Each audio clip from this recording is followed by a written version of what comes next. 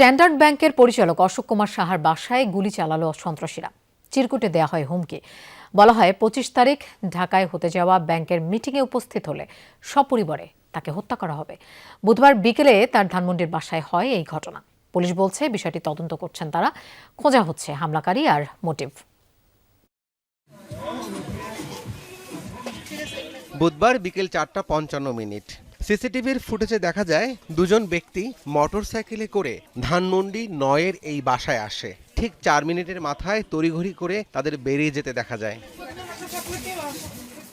এই অল্প সময়ে ভবনের দারোয়ানকে বন্দুকের নলে জিম্মি করে ভবনের সিসিটিভির ডিভাইস ভাঙচুর ও লুট করে হার্ড ডিস্ক। দারোয়ানকে দিয়ে স্ট্যান্ডার্ড ব্যাংকের পরিচালক অশোক কুমার সাহার বাসায় পাঠানো হয় চিরকুট। ২৫ তারিখে ব্যাংকের মিটিংয়ে উপস্থিত না থাকার কথা ছিল সেখানে। আপনি কই যাবেন? তখন আমার পিস্তল ঠেকাইছে এখানে। ঠেকার পরে আমার ভিতরে নিয়ে আসছে। নিয়ে আসার পরে ওরা আরও ৩ জন ঢুকার পরে একজন ওখানে যা মনিটর মানে হার্ডিস্ক টার্ডিস্ক ভাঙাভাঙি করতেছে।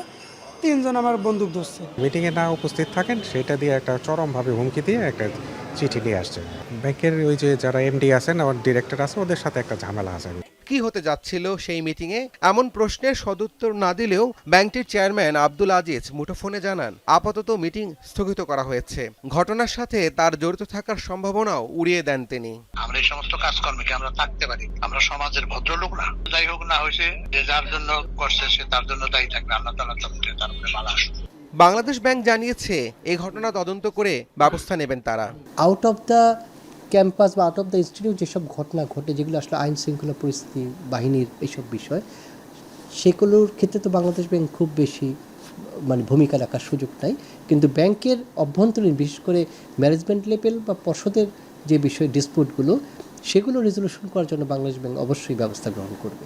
ফাঁকা গুলির ঘটনা তদন্ত করছে পুলিশ, র্যাব সহ বিভিন্ন গোয়েন্দা সংস্থা। হুমকির রহস্য উদ্ঘাটন আর হামলাকারীদের ধরতে অভিযান চলমান।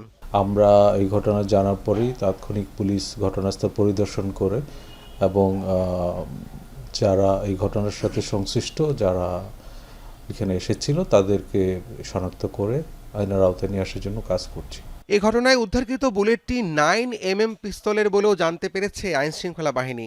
ব্যাংকটিতে এমডি পদে পুনঃনিয়োগকে কেন্দ্র করে দ্বন্দ্ব থেকে এমন হামলা হতে পারে ধারণা পুলিশের। রাব্বি সিদ্দিকী, যমুনা নিউজ, ঢাকা।